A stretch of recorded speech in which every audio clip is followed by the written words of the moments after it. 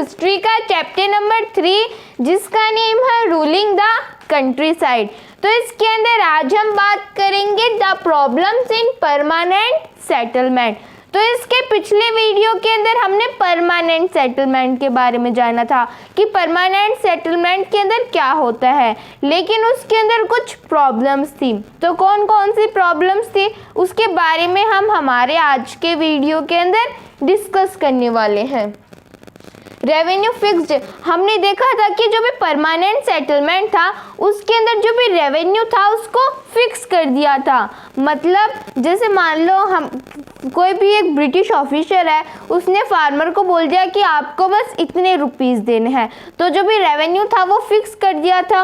और उस रेवेन्यू जो फिक्स किया था उसके ऊपर का जो भी रेवेन्यू आता, अगर मान लो ब्रिटिशर्स ने बोल दिया कि हमें 100 रुपये चाहिए, एक एग्जाम्पल ले रहे हैं हम कि ब्रिटिशर्स ने बोल दिया कि हमें 100 रुपये चाहिए। अब 100 रुपये से ज़्यादा जो भी ज़मींदार है वो कितने ही ले, तो वो सारे ज़मींदार की जेब में चले जाएंगे। तो उसके अंदर कुछ प्रॉब्लम्स थी। Revenue fix was so high, revenue को फिक्स कर दिया था, लेकिन जो भी रेवेन्यू फिक्स किया था वो बहुत ही ज़्यादा हाई था। मतलब बहुत सारी रेवेन्यू, बहुत सारे रुपीस को बोल दिया था। उन्होंने बोल दिया कि हमें इतने रुपए चाहिए, और जो जितने रुपए ब्रिटिशर्स ने बोले थे वो बहुत ही ज़्यादा होते थे, तो जो फार्मर्स थे वो उतने रुपए दे नहीं पाते थे।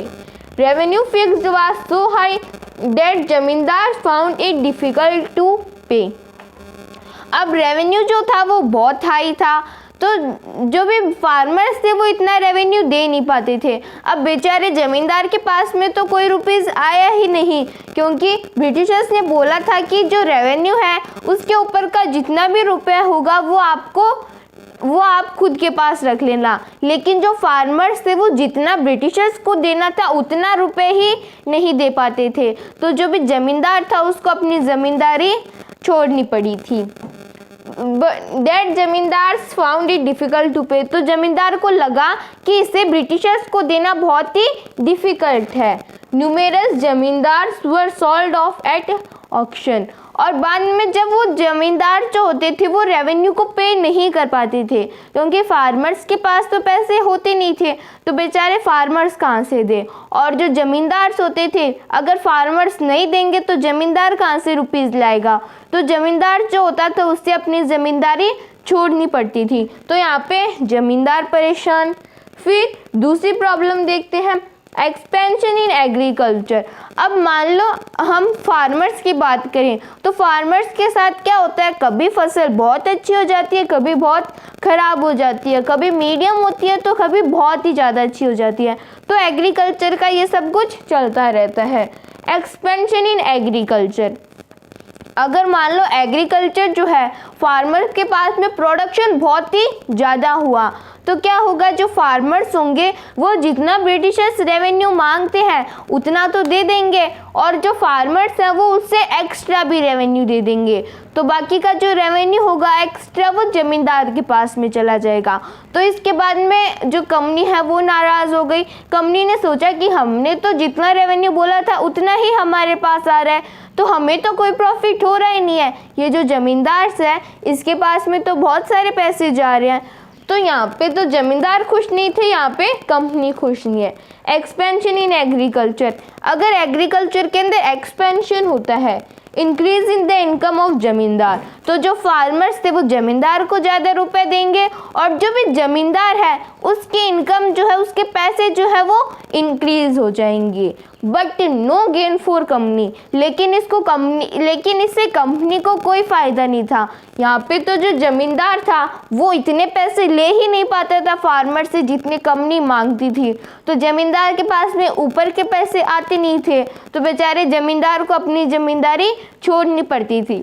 और यहाँ पे अगर मान लो एग्रीकल्चर का प्रोडक्शन ज़्यादा हुआ तो फार्मर्स क्या करते थे, उस ज़मींदार को एक्स्ट्रा रुपीस भी दे देते थे, तो जो भी एक्स्ट्रा रुपीस थे वो ज़मींदार की जेब में चले जाते थे, और फार्मर्स के और जो भी कंपनी थी उसे लगा कि अब हमें क्या फ़ायदा, ज़मींदार के पास में तो कितने सारे रुपीस चले गए। तो हमने दो प्रॉब्लम को देख लिया, अब हम आगे बात करेंगे। तो अब हम और प्रॉब्लम्स को समझ लेते हैं कि और कौन कौन सी प्रॉब्लम्स थी। द जमींदार did not have an interest in improving the land, मतलब जो भी जमींदार थे जो टैक्स जो होता है उसको कलेक्ट करते थे, उनको लगा कि ये जो भी हम फार्मर्स होते हैं उनकी लैंड को हम इम्प्रूव कर रहे हैं, तो ये हमें नहीं करना चाहिए। क्यों नहीं करना चाहिए? क्योंकि अगर मान लो हम फार्मर्स की लैंड को इम्प्रूव करेंगे तो हमारा सारा पैसा वहाँ पे फार्मर्स की लैंड को इम्प्रूव करने के अंदर ही चला जाएगा। और अगर मान लो किसी साल फसल अच्छी नहीं हुई, इम्प्रूव करने के बाद भी फसल अच्छी नहीं हुई, तो हमें हमारी ज़मींदारी बिक जाएगी। तो जमींदार ने इसके अंदर कोई इंटरेस्ट नहीं दिखाया। तो तीसरी प्रॉब्लम्स ये थी कि जमींदार ने कोई इंटरेस्ट नहीं दिखाया तो फार्मर्स को ज़्यादा प्रोडक्शन नहीं होता था और बाद में वो रेवेन्यू को भी पे नहीं कर पाते थे।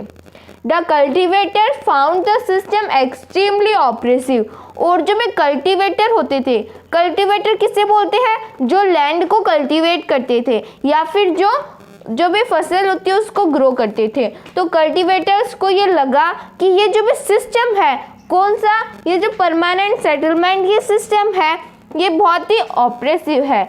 ऑपरेसिव मतलब बहुत ही खराब सिस्टम है ये। कल्टिवेटर्स ने ऐसा क्यों बोला, उसके क्या क्या रीजंस थे?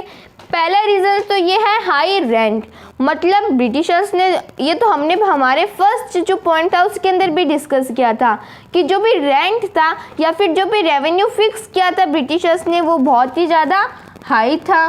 Problem due to moneylenders, अब हाई रेंट था और problem due to moneylenders. अब हमें पता है कि ज़मींदार ने तो लैंड को इम्प्रूव करने के अंदर कोई इंटरेस्ट नहीं दिखाया। अब फार्मर्स ने सोचा कि ये ज़मींदार तो हमारी लैंड को इम्प्रूव करने वाला है नहीं, तो हमको खुद को हमारी लैंड को इम्प्रूव करना होगा।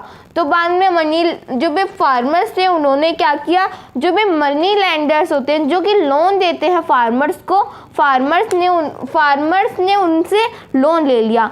अब जो लोन लिया था उन्होंने, तो बाद में वो मनी लैंडर्स आ जाते थे, उनको बोल देते थे कि हमने आपको लोन दिया है तो आप हमें हमारे जो भी रुपीज़ है वो फिर से चुकाओ।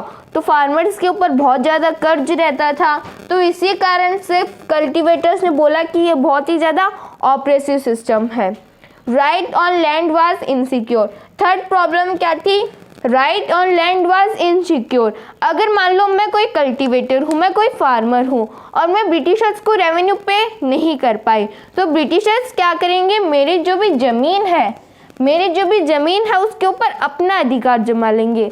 कौन सी ज़मीन पर? जिस ज़मीन पर मेरे पूर्वज खेती करते आए थे उस ज़मीन पर वो अपना अधिकार जमा लेंगे। तो इसी कारण से कल्टिवेटर्स ने ये बोला कि ये जो भी सिस्टम है ये बहुत ही ज़्यादा ऑपरेसिव है। तो हमने बात कर ली the problems in permanent settlement. इसके अंदर हमने जाना कि पहले ज़मींदार को प्रॉब्लम थी क्योंकि जो फार्मर्स थे वो जो टैक्स है वो दे नहीं पाते थे। फिर अगर मान लो किसी भी साल फसल अच्छी हो गई तो बाद में कंपनी को लगा कि ये जो भी सिस्टम है ये एकदम बेकार है, क्योंकि इसमें हमें तो कोई प्रॉफिट हो रहा नहीं है, ये जो ज़मींदार है इनको प्रॉफिट हो रहा है। तो दूसरी प्रॉब्लम ये थी। और तीसरी प्रॉब्लम थी कि जो ज़मींदार थे वो लैंड को इम्प्रूव करने में कोई इंटरेस्ट नहीं दिखाते थे। उन्हें लगा कि अगर मान लो किसी साल फसल अच्छी नहीं हुई तो हमें हमारी ज़मींदारी फिर से देनी पड़ेगी या फिर हमारी ज़मींदारी बिक जाएगी। फिर फोर्थ प्रॉब्लम क्या थी? फोर्थ प्रॉब्लम ये थी कि जो भी कल्टिवेटर्स होते थे उन्हें लगा कि ये सिस्टम बहुत ही ज़्यादा ऑपरेसिव है। ऑपरेसिव क्यों है? क्योंकि फार्मर्स को बहुत ही ज़्यादा रेंट पे करना पड़ता था, उनके ऊपर बहुत ही ज़्यादा कर्ज रहता था। कर्ज किस कारण से रहता था? क्योंकि जो ज़मींदार थे वो तो लैंड को इम्प्रूव नहीं कर पाते थे। तो फार्मर्स को लगा कि हमें हमारी लैंड को इम्प्रूव करना रहेगा। अगर हम इम्प्रूव नहीं करेंगे लैंड को तो हमारी जो भी लैंड है तो हम रेवेन्यू नहीं पे कर पाएंगे अगर फसल अच्छी नहीं होगी। तो जब हम रेवेन्यू पे नहीं कर पाएंगे तो हमारी जो भी लैंड है उसके ऊपर किसका राइट हो जाएगा? कंपनी का राइट हो जाएगा। तो ये सारी प्रॉब्लम्स थी। एक बार फिर से रिवाइज करते हैं। तो ये जो परमानेंट सेटलमेंट है ये कौन लेके आए थे? चार्ल्स कॉर्नवालिस लेके आए थे। ओके तो हमने जो परमानेंट सेटलमेंट है ये भी जान लिया कि परमानेंट सेटलमेंट क्या होता है, और हमने प्रॉब्लम्स के बारे में भी जान लिया। अब जो ब्रिटिशर्स है वो नेक्स्ट सिस्टम लेके आए, जिसके बारे में हम हमारे नेक्स्ट वीडियो के अंदर डिस्कस करेंगे। If anybody have any type of doubt, any type of query, then please mention in the comments below. Thank you so much.